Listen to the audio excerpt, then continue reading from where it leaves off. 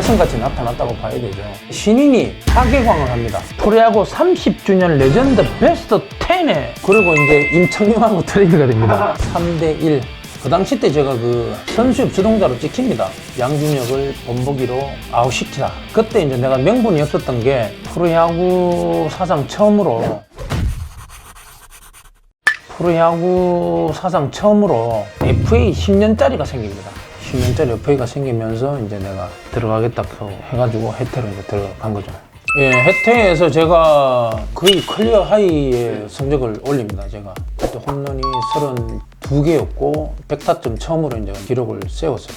나름대로 심적으로 많이 힘들었지만은 그건 그거고 야구하고는 또 별개거든요. 근데 이제 해태에 가면서 많이 배운 거는 광주에 집을 구했을 거 아닙니까?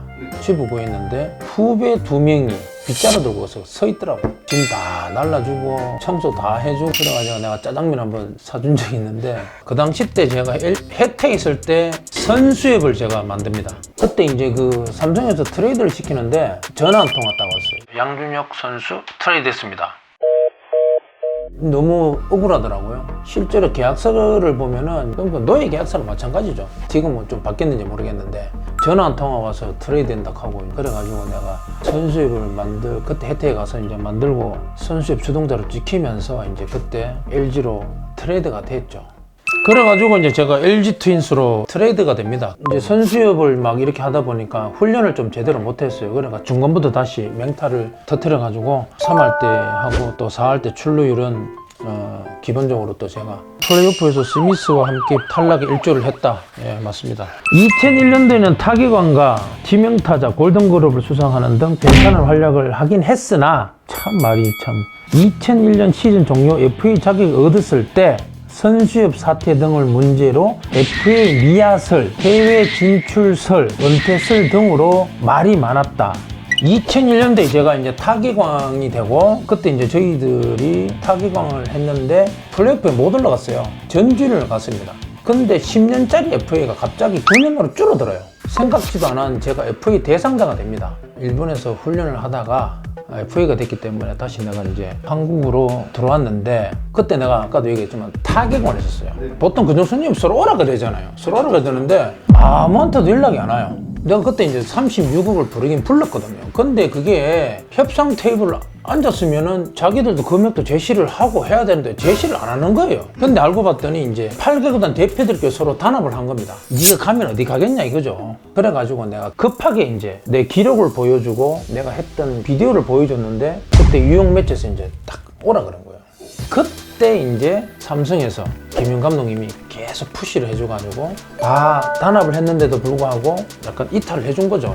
그래서 내가 굉장히 갈등을 했죠. 유용 매체로 갈 것이냐 삼성으로 갈 것이냐. 근데 저는 자칫하다가는 가는 건 가는데 못 올 수도 있겠더라고요. 내 같은 경우는 왜 선수협 주동자였기 때문에.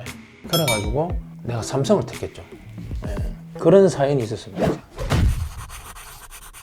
2010년도에 은퇴를 선언을 하죠. 제가 2009년도에 3할 2푼 9리고 출루율이 무려 4할 6푼 4리입니다. 선수생활에서 가장 출루율이 높았던 해인데 근데 그 해에 부상이 좀 겹치면서 규정 타석을 채우지 못해요. 규정 타석을 채우지 못하면 이제 3억을 내가 계산해야 돼요.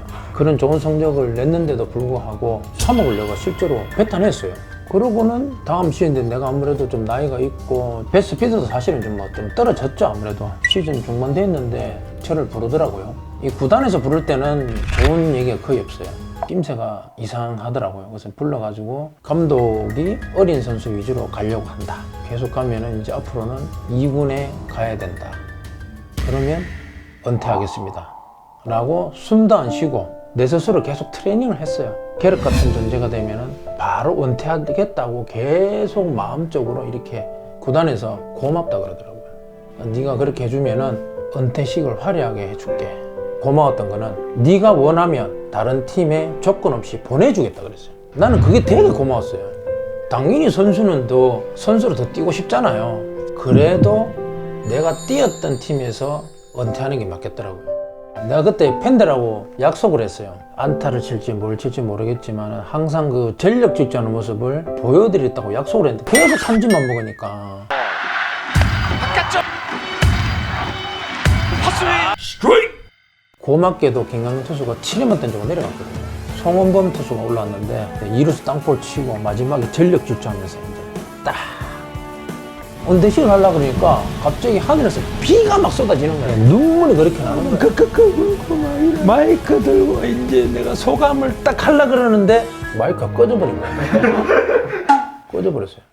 김광현이가 나한테 154km 던졌거든요. 누가 해도 못 쳐요.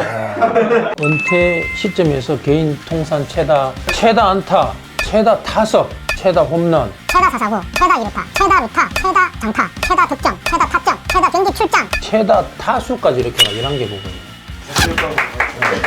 별로 영혼들이 없네. 어제 한번 읽어보셨는데 어떠셨어요? 또 이렇게 함으로써 또 옛날 생각도 좀 나고 나름대로 열심히 노력을 해서 얻어낸 결과물이었고 다른 사람들보다 좀 야구에 대한 열정이 조금 더 있지 않았나. 혹시 어떤 선수 남고 싶은지 예, 저는 진짜 뭐 선수 시절에 항상 1루까지 전력 질주하는 어떤 상황이든 그럼에도 불구하고 해내는 게 프로라는 걸 말하고 싶고요. 전력 질주하고 하나만 파면서 계속 하면은 어떤 일이든 다 해낼 수 있습니다.